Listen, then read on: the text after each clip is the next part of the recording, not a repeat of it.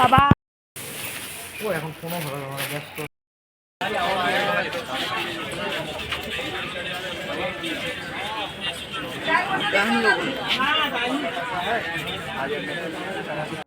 নমস্কার বন্ধুরা, তোমরা সকলে কেমন আছো? আশা করছি ভালো আছো। আরও একটি নতুন ভিডিও নিয়ে চলে এলাম তোমাদের সামনে, আশা করছি ভালো লাগবে।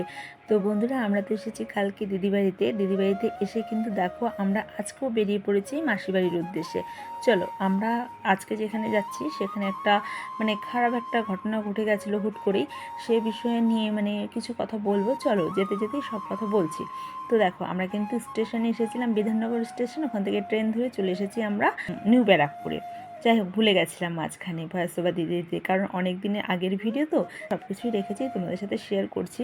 তো এখান থেকে আমরা মিষ্টি নিয়ে নিলাম, আর এই যে দেখো, এই টোটো রিক্সাগুলোতে উঠে আমরা চলে এসেছি মাসির বাড়ি, আমার মাসির শাশুড়ি আর আমার শাশুড়ির মামাতো বোন। তো যাই হোক, একটা খারাপ খবর আছে, সেটা আর কি ঘটে গেছে। তো আমরা মাসির সাথে দেখা করতে এসেছি।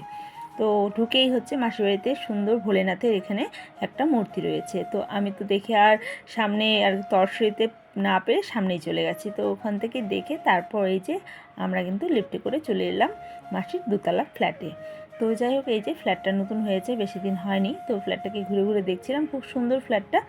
আর এখানে কিন্তু মাসির শাশুড়ি বসে রয়েছে, কারণ আমরা সব কিছুই ভিডিও করে নিয়ে যাচ্ছিলাম। অনেকক্ষণ আগেই এসেছি, ভিডিও করা হয়নি। যাই হোক, ভিডিও করে নিয়ে যাচ্ছি। আমার দিদা শাশুড়ি আমার মাসির শাশুড়ি পিসি, তো আমার শাশুড়ির মা তো আমাদের বাড়িতেই থাকেন, তো ওনাকেই দেখাবো, সে কারণে ভিডিও করে নিয়ে যাচ্ছি।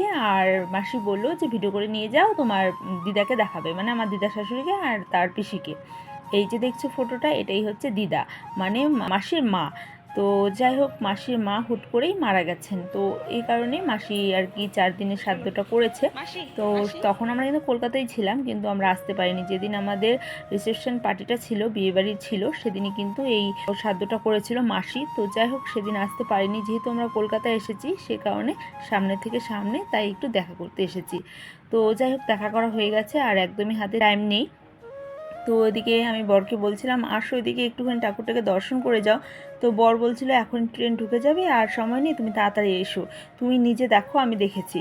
তো এই বলে এই তো সে রওনা দিল। আর আমি তো ওর কথা শুনিই না, কারণ শুনবও না। আমার যেটা ভালো লাগে সেটা আমি করব, তারপরেই ছাড়বো। এটা আমার ছোটোবেলা থেকে জেদ, কারণ এটা নতুন করে না, আর নতুন করে কেউ আমাকে পরিবর্তনও করতে পারবে না। আমার মা বাবাই পারেনি, আর আমি আমার মা বাবা থেকে বড় কাউকেই মানি না। এটা আমার মনের কথা। যাই হোক, আমি তোমাদের সাথে শেয়ার করলাম, যেহেতু সব কিছু শেয়ার করি।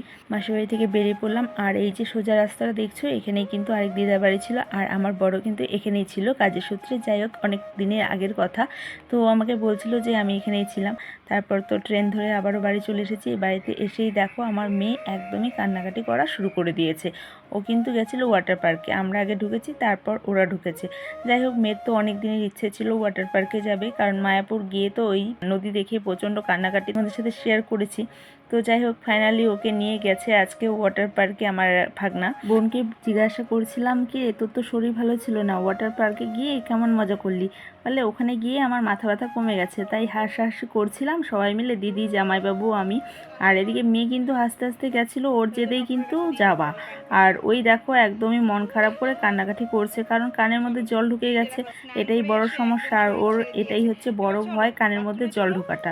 তাই বলছিলাম ওকে যে কিচ্ছু হবে না, প্রচণ্ড যাওয়ার শখ মিটেছে, এবার কান্নাকাটি করলে হবে না, বাবা সব ঠিক করে দিবে। চলো, হাত মুখ ধুবে, তারপর খাবার খাবে। ঠিক আছে, উঠো উঠো উঠো উঠো উঠো। তারপর সন্ধ্যার দিকে চলে এসেছি দিদির ননাসের বাড়িতে। তোমাদের সাথে শেয়ার করেছিলাম ভিডিওতে যে আমার এক ভাগনার সাথে পরিচয় হয়েছে বিয়েবাড়ি সূত্রে। তো যাই হোক, প্রচণ্ড এত ভালো। তো এখানে এসে দিদিবাড়িতে এসে না দেখা করে পারলাম না, আর অনেকবার গেছিলো আমাদেরকে বলতে, চলো আমাদের বাড়ি বলে। তো এই যে ফাইনালি আমরা চলে এসেছি, আর এটা ছিল ওই ভাগনার স্টুডিও।